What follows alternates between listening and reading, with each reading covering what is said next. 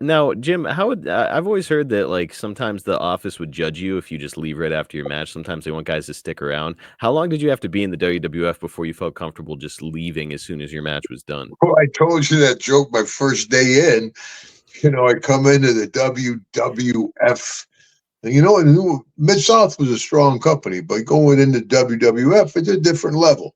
You pull in, they got your security. Okay, you park over here. There's all these 18-wheeler trucks. There's satellite trucks. There's limousines. There's buses, all painted up. You go in, all the hubbub and shit. So a little intimidating. So there's like 3 hours of show, and you're there. You got to be there like at 11, and you're there to 11 at night sometimes. So I was on the second hour. I'm sitting there, and I got done. I come out. Jake the Snake comes up and goes, "Duggan, you done?" And I'm like, "Yeah, I'm all done, brother." He goes, "Well, let's go." I'm like, "Are you sure, man?" And it's my first day at TV. He's, "No, it's okay. Come on, let's go get your stuff. Let's go." So I grab my bag and everything. I jump in the car. We're driving down the road. We're a good half hour down the road, and Jake looks over. He goes, "Man, I can't believe you left TV on your first day."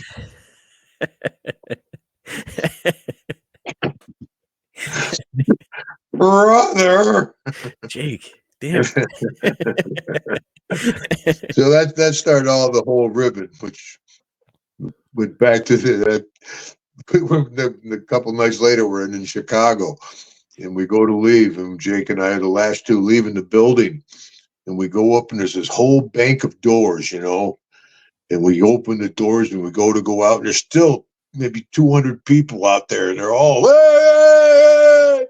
And you can see the limo way on the far side of the people. You see our limo, So, man, we pull the doors closed, and Jake's like, "What are we gonna do, hacker?" And I'm like, "Brother, 1, 2, 3, boom, we'll fight through the people. I'll meet you at the car, brother. I'm with you, hacker." We 1, 2, 3, we open the door. Jake storms out. I pull the door closed behind him.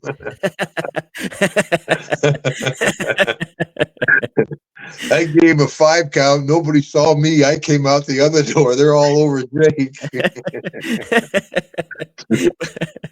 I went around. I'm sitting in the limo waiting for him. What do you have to say when he got to the limo? Oh, that just starts the ribbing. There goes story goes after story after story, man. To come back on that one real quick, this went over at the Garden State Parkway at a Roy Rogers, a fast food joint. And Jake got his food. He's leaving. It's just as he's leaving, like these 2 busloads of young kids come in, and we're on TV. We're hot as can be. Everybody's excited, and I got my hat on, my sunglasses and stuff. Jake gets to the door. He turns around and goes, "That's right, folks. Hacksaw Jim Duggan standing right over there."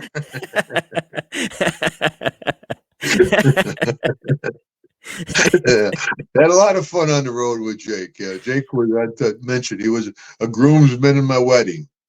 We've had our falling outs. We've been in and out, but yeah, we've got along for many years. Like any relationship, but man, Jake, even in the short time I've known him, certainly compared to you, he does not hesitate to rib anybody, no matter who it is. He's more than happy. Deborah will tell you at her signs at a Comic-Con, I'll be sitting there, I'll turn around, all of a sudden I'll hear all my 2x4s hit the floor. I turn around, all my pictures are all messed up. And he'll be running off. Yeah. Last time I did it, his helper was from the Comic-Con, and I don't know if she knew who I was or so. And I come over, I start messing up her pictures, and she grabs my arm like it's just a rib, honey, Easy. Like a bunch of 3rd graders, I do want to ask, first of all, you called Mr. Fuji diabolical, and that's something I've heard from a few people. I've heard that he was one hell of a ribber. Did he ever rib you, Jim? No, I got along okay with Fuji. Yeah, he played cards with me.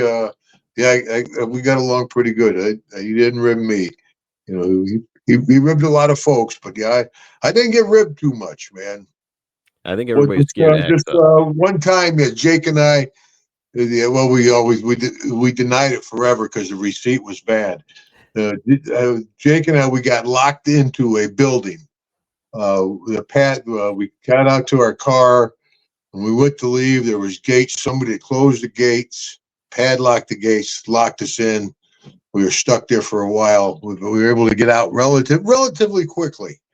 And we knew the people that left before us was Sean and Marty. Oh boy.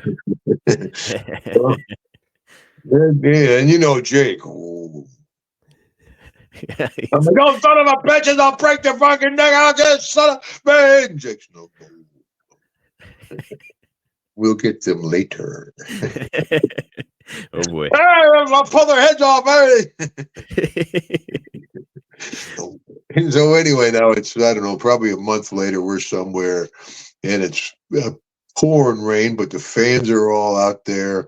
And we get out of the show early, and we come out and there's their car, and Jake took toothpicks and toothpicked the locks on their car before you had the automatic opener.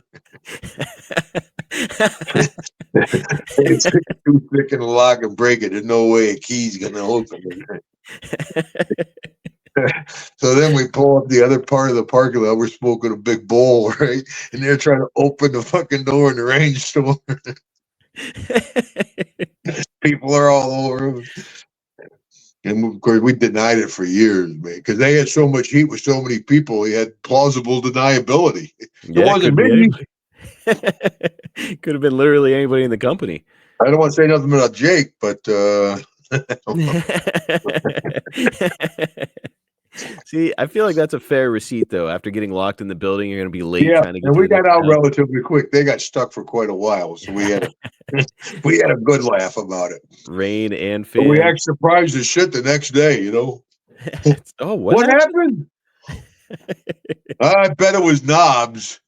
That damn knobs. Knobs, he take a lot of heat. No, he did half the things he got blamed for.